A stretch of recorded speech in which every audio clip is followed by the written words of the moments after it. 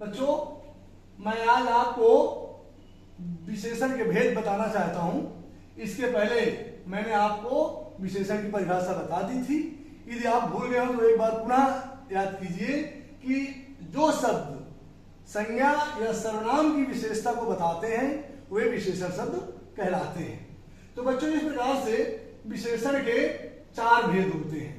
पहला है गुणवाचक विशेषण, दूसरा है संख्यावाचक विशेषण और तीसरा है परिमाणवाचक विशेषण तथा अंतिम है सार्वनामिक विशेषण। इस प्रकार से बच्चों विशेषण के चार भेद होते हैं। परिमाणवाचक विशेषण। बच्चों, अब मैं आपको परिमाणवाचक विशेषण बताने जा रहा हूं। आप इसको भी अच्छे से ध्यानपूर्वक सुनेंगे और समझेंगे। जो विशेषण शब्द संज्ञा या सर्वनाम की मात्रा, ध्यान दीजिए बच्चों, संज्ञा या सर्वनाम की मात्रा, माप, तौल आदि का बोध कराते हैं उसे परिमाणवाचक विशेषण कहते हैं। जैसे बोरी में 10 किलो चावल है, नेहा ने 2 लीटर दूध लिया, मेरी कमीज में 3 मीटर कपड़ा लगा। बच्चों, आप फिर से देखिए, मैंने आपको पहले बताया कि विशेषण शब्द संज्ञा या सर्वनाम की मात्रा। अब देखिए यहां पर बोरी में 10 किलो चावल, चावल कितना है बच्चों? 10 किलो। चावल कितना है? 10 किलो। तो ये चावल की मात्रा का बोध करा रहा है। नेहा ने 2 लीटर दूध लिया, दूध लिया कितना? 2 लीटर। तो ये 2 लीटर जो है दूध की मात्रा को बता रहा है। मेरी कमीज में 3 मीटर कपड़ा लगा, कमीज में कितने मीटर कपड़ा लगा? 3 मीटर। अतः बच्चों, इन वाक्यों में आए हुए इस विशेषण शब्द 10 किलो, 2 लीटर, 3 मीटर क्रमशः अपने साथ आए चावल, दूध, कपड़ा की विशेषता को या इनके परिमाप को बता रहे हैं। अतः ये परिमाणवाचक विशेषण है या इन्हें परिमाणवाचक विशेषण कहते हैं। समझ में बच्चों आ गया सभी को? किसी को कोई दिक्कत? बहुत सुंदर। अभी मैंने आपको परिमाणवाचक विशेषण बताया।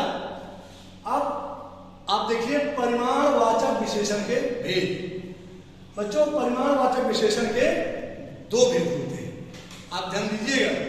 पहला है निश्चित परिमाणवाचक विशेषण और दूसरा है अनिश्चित परिमाणवाचक विशेषण।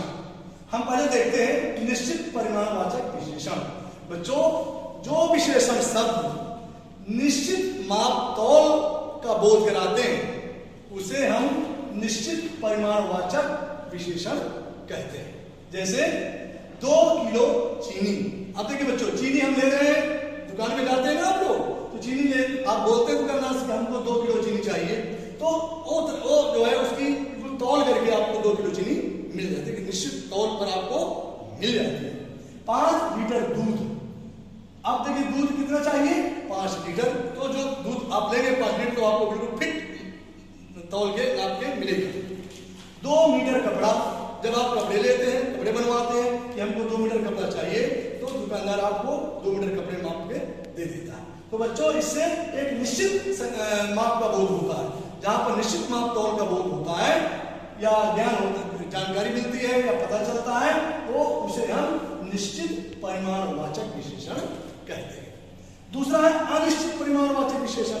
अब बिल्कुल इसके विपरीत बेटा, जहां पर जो विशेषण शब्द निश्चित माप तौल का बोध नहीं कराते, माने बात बिल्कुल क्लियर नहीं रहती, जैसे तो उन्हें हम अनिश्चित परिमाणवाचक विशेषण कहते हैं। जैसे कुछ फल, आप फल लेने जाते हैं, आप बोल दीजिए कुछ फल दे दीजिए, तो आपको बिना माप तौल के मिलेगा, कुछ दे देगा, है ना।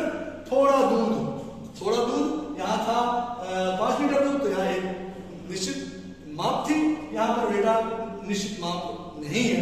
तो जहां पर अनिश्चितता बनी रहे, निश्चित ना हो, तो उसे हम अनिश्चित परिमाणवाचक विशेषण कहते हैं। अब बच्चों, इनमें आपको किसी को कोई दिक्कत हो, कहीं डाउट हो तो आप बताइए। सबको आ गया? हाथ उठाइए। बहुत अच्छे, वेरी गुड। तो बेटा इसको आप बता दीजिए और अच्छे से तैयार बच्चों। और अंतिम सारनामिक विशेषण।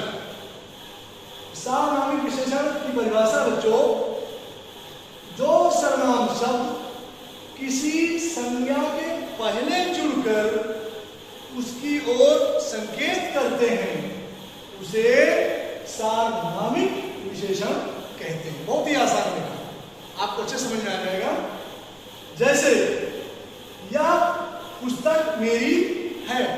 अब देखिए बच्चों, इसमें है ये पुस्तक, तो ये पुस्तक की ओर संकेत कर रहा है। मेरी माँ बाजार गई है, इसमें मेरी माँ, तो मेरी माँ की ओर संकेत करके मेरी माँ बाजार गई है। और वो घर में, वो घर हमारा है, वो घर हमारा, ये भी संकेत है। तो बच्चों, इन वाक्यों में या मेरी वह क्रमशः पुस्तक, माँ, घर की ओर संकेत कर रहे हैं, इसलिए इन्हें सार्वनामिक विशेषण कहते हैं। बच्चों, इन शब्दों को हम संकेतवाचक विशेषण भी कहते हैं, क्योंकि ये इनकी ओर संकेत कर रहे हैं, इसलिए इन्हें संकेतवाचक विशेषण भी कहते हैं। किसी को कोई परेशानी? सबको समझ में आ गया? बहुत आप लोग खुश हो, बहुत अच्छे, गुड। आप लोग इसे आप लोग